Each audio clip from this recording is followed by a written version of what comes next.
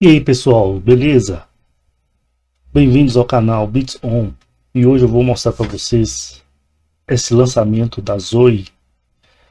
Trata-se de uma ponte LCR que tem dois modelos disponíveis, o modelo ZT-DQ01 e o modelo ZT-DQ02. Esse modelo ele tem um medidor de resistência de bateria interna. Eu comprei essa ponte LCR no AliExpress e para mim foi o melhor custo-benefício que eu encontrei. Eu estava atrás de uma ponte LCR.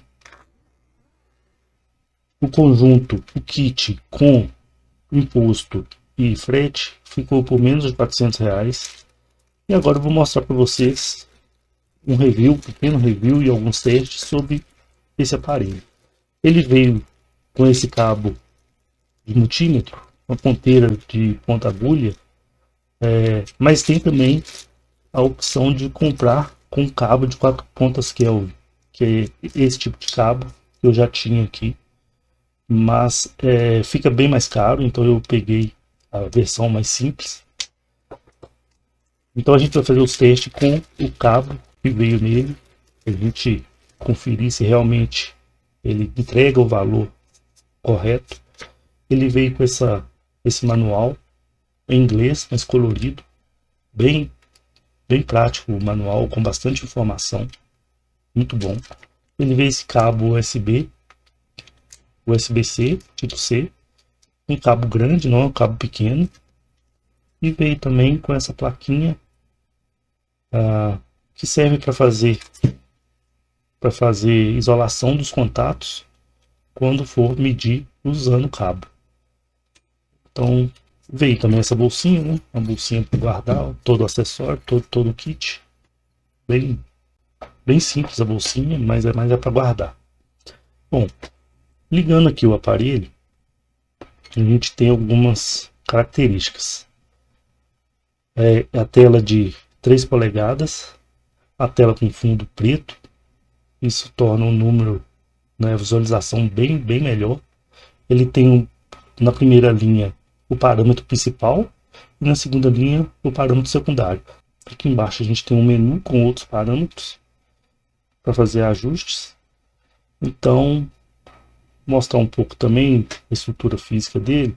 Ele é de material emborrachado. Aqui ele tem um pezinho, né? Não temos o acesso à bateria que está lá dentro, teria que abrir. O pezinho ele fica num ângulo bom, bem visível. Ele tem um contato direto, né? Aqui você pode conectar diretamente o componente, e tem embaixo esses plugs para utilizar o cabo de 4 pontas Kelvin ou a ponteira de multímetro. Bom, dando uma repassada aqui nos botões, aqui a gente pode trocar. Vou dar um zoom para a gente ficar mais fácil. Ok, aqui a gente tem o botão de frequência, 100 kHz, 100 Hz, 120 Hz, 1 kHz, 10 kHz e 100 kHz. Aqui a gente tem o botão level altera a tensão alternada que será aplicada no componente, 0,1 volt, 0,3 volt, 0,6 volts. Aqui a velocidade que aparece as informações no display, slow, mid ou fast. Aqui o botão de liga e desliga. Aqui o botão Auto SP é a forma com que o teste vai ser feito no componente, podendo ser em série ou paralelo. Então tem o Auto, série e paralelo. Além do botão Auto SP, a gente tem também no mesmo botão o Setup, que você segura o botão, você vai para uma outra tela, que aqui você escolhe o idioma, inglês, mandarim, o brilho da tela, o timer, tempo para desligar, 15, 30, 60, o bip, se você quer bip ou não, eu prefiro com bip, a calibração, Essa calibração eu ainda não utilizei, ele já veio calibrado de fábrica. E a restauração de fábrica. Eu também não vou restaurar, mas fica como opção. Aqui nós temos o botão para trocar componente, né? Função L, indutor, Z, impedância, ECAP é o capacitor eletrolítico, automático, ele identifica automaticamente o componente, resistência e capacitor comum. Todos os outros capacitores, exceto o eletrolítico.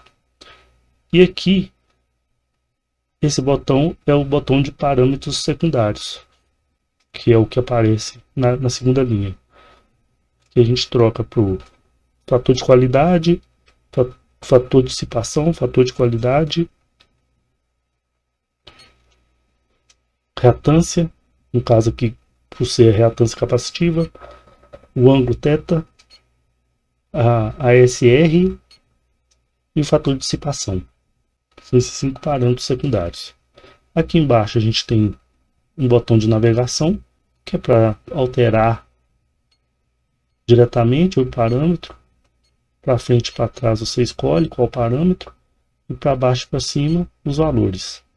O range é a sensibilidade com que vai ser feito o teste. Vou deixar em automático para a própria ponte LCR identificar qual a sensibilidade ideal.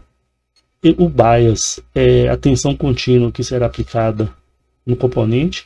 Pode ser feito o teste com corrente contínua e corrente alternada. No caso aqui, se for corrente contínua, seria 0,5 volts ou 0 volts desligado. Aqui embaixo temos o botão Hold e REC. O Hold fixa o valor na tela. O botão REC é o botão que você salva os dados na memória interna, porém eu não consegui usar ainda essa função. Eu acredito que ainda não está disponível essa função. Eu já procurei no site, o software próprio do equipamento ainda não está disponível. Por ser um equipamento lançamento, pode ser que ainda não foi lançado esse software. Então ele também não faz, segundo o manual, precisa segurar o botão REC para salvar. Porém ele não salva nenhum dado na memória por enquanto. O botão REL é o de relativo, né? Que você consegue tirar resistência das pontas de prova. E o botão tolerância, você define a tolerância para identificar se aquele componente está dentro da tolerância. Durante os testes a gente vai ver direitinho como que usa essa função. Aqui embaixo os contatos, como eu falei, pode ser feito o contato diretamente no equipamento ou utilizando os cabos. Bom, vamos começar agora alguns testes.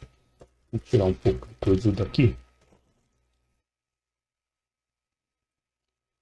Bom, primeiramente, antes de começar o teste, a gente vai isolar aqui os contatos para certificar que a gente vai usar apenas os contatos dos plugs.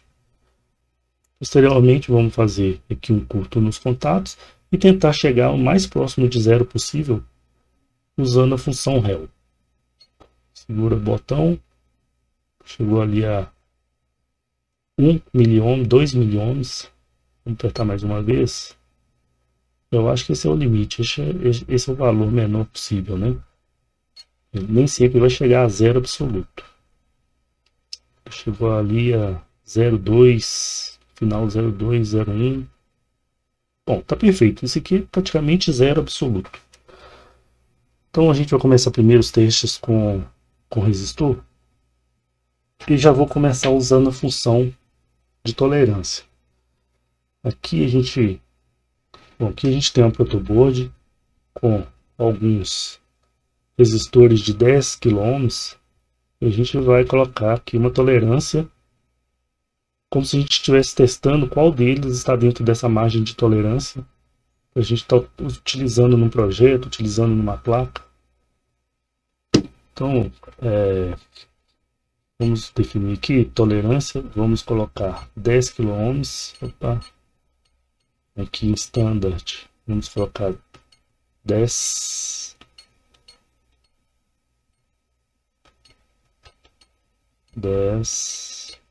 quiloohms. Uma tolerância de, vamos colocar 2%, 5%, 5% de tolerância. Então, vamos colocar 2%, ver qual que está fora dessa margem. Ok? Vamos o primeiro aqui.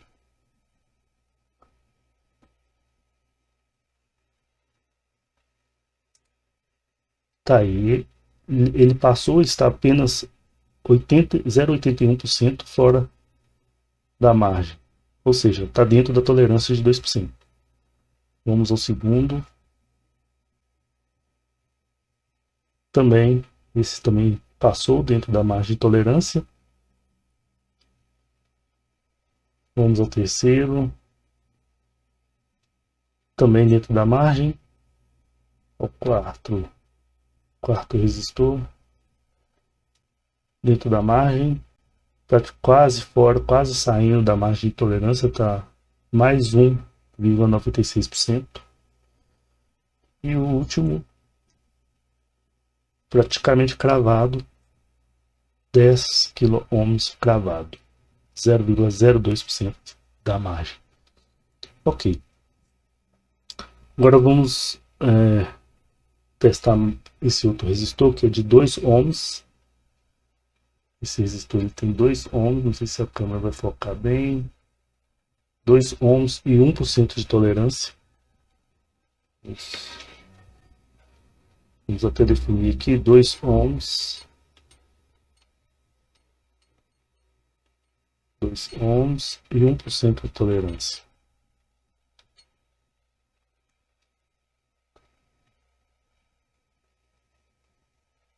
Perfeito, 2 ohms dentro da margem de tolerância de 1%.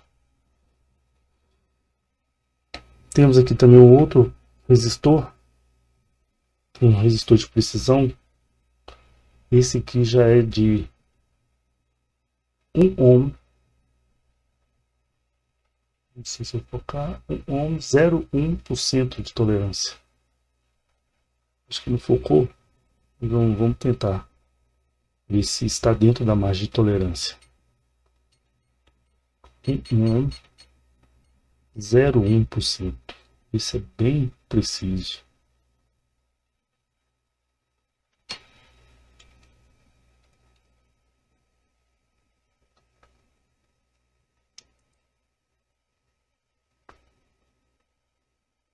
Ele está passando um pouco fora da margem de tolerância lá. 1% a mais. 1,03% a mais.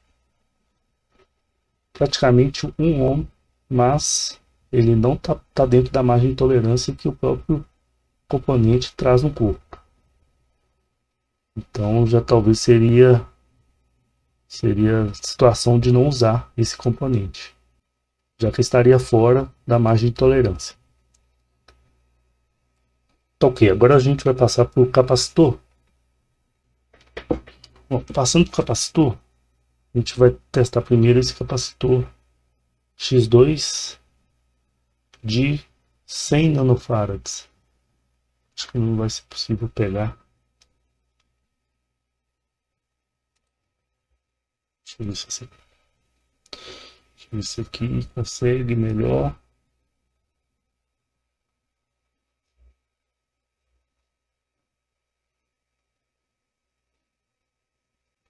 Sem nanofarads. Eu acho que não focou muito bem não, mas ok.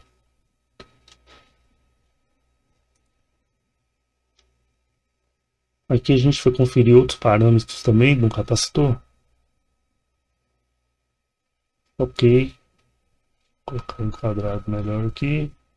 100 nanofarads. Fator de dissipação bem baixo. Fator de qualidade muito bom. Reatância capacitiva deveria ser em torno de 1,59. Está perfeito. O ângulo θ próximo a 90 graus demonstra que está perfeito o capacitor. E a resistência em série 17.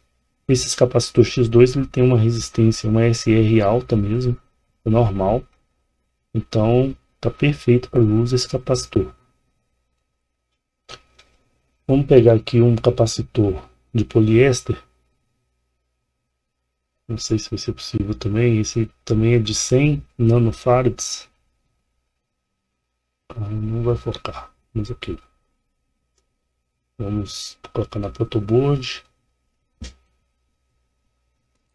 Vai ficar mais fácil a medição, né? Pela protoboard, já que a gente não está usando 4 pontas Kelvin. Então, ok, 97,89 nanofarads. A SR3, fator de dissipação baixo, fator de qualidade muito bom, muito alto. Também reatância capacitiva muito boa também, próximo a 1,59 para esse tipo de capacitor de 100 nanos. É esse o valor ideal. E o ângulo θ 89,89 graus. Perfeito, capacitor aparentemente perfeito para o uso. Ok, agora a gente vai testar capacitores eletrolíticos. Esse eletrolítico a gente vai testar também a tolerância dele e vamos fazer o teste diretamente no contato da ponte LCR. Vamos tirar aqui o isolador e vamos trocar para recap.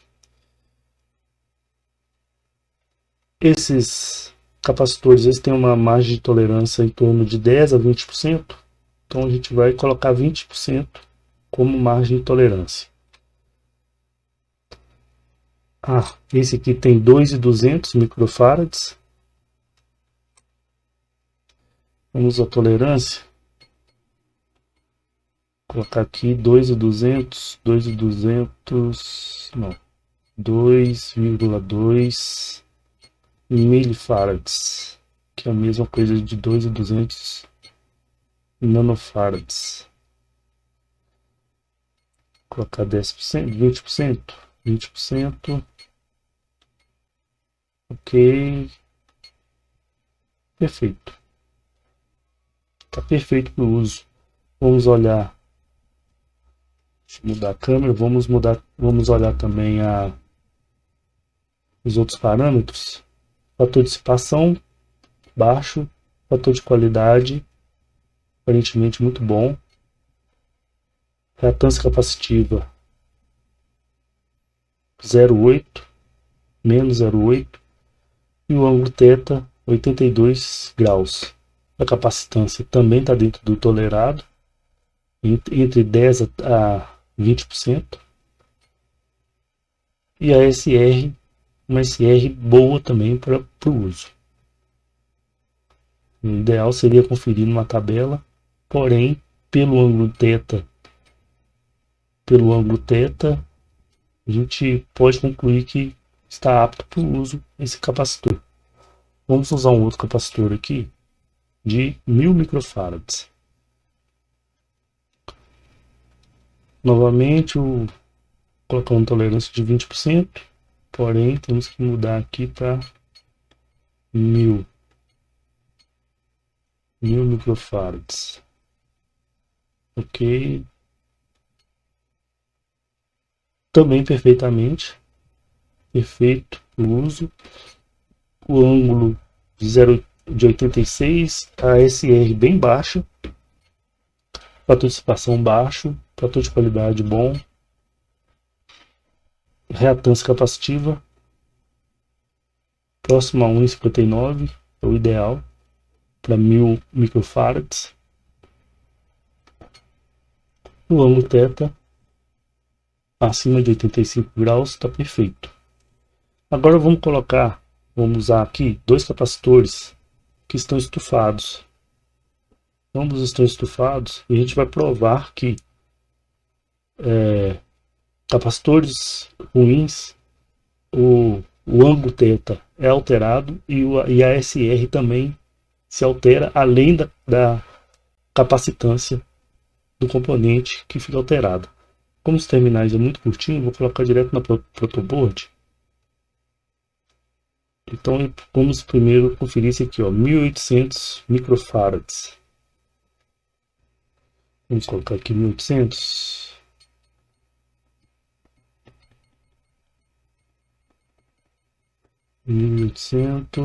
Deixar os 20% mesmo. Vamos lá. Então, porque a gente já vê que ele está com 261 microfarads apenas ao ângulo θ, menos 37, está bem fora do especificado, que seria próximo a 90 graus. A resistência em série de 7,9, muito alta a resistência. Fator de dissipação alto também. E fator de qualidade baixíssimo.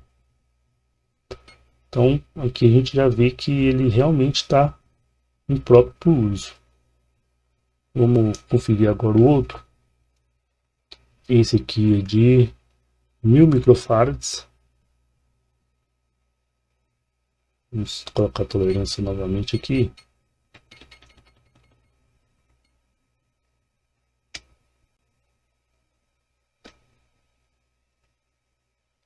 Aqui, 1000 microfarads.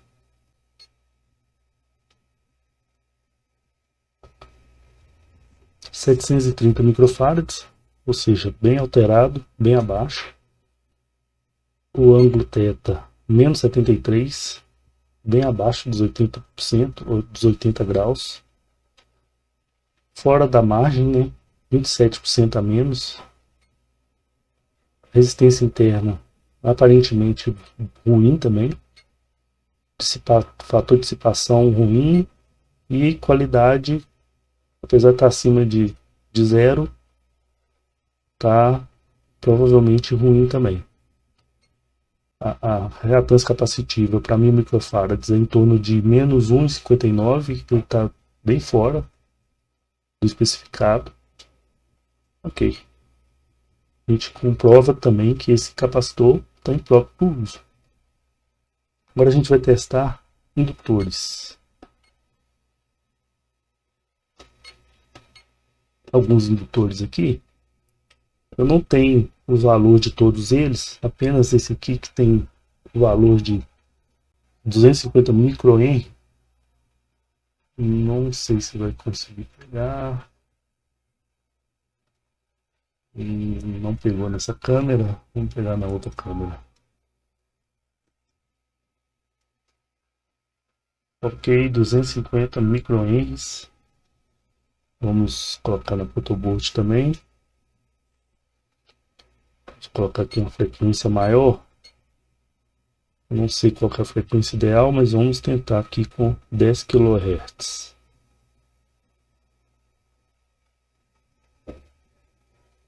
...248 microhenry, fator de qualidade, reatância indutiva, ângulo θ próximo a 90 graus, porém positivo agora, né? Espera aí, acho que soltou. Isso. Porém agora positivo. Resistência em série. Fator de dissipação. Ok. Está perfeito. Levando em conta o ângulo θ e o valor medido, né, da indutância. Está perfeito para o uso. Esses outros indutores eu não tenho a referência dele, então a gente vai testar apenas por base com o ângulo θ. Se o ângulo θ estiver próximo a 90 graus, a gente pode concluir que ele está bom para o uso.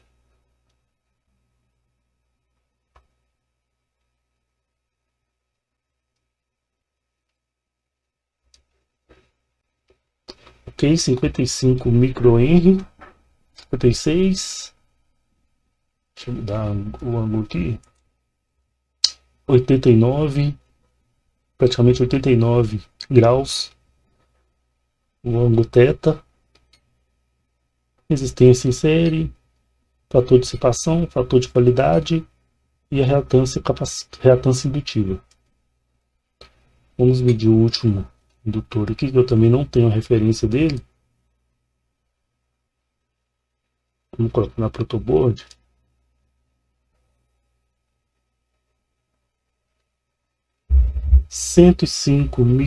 microhenry.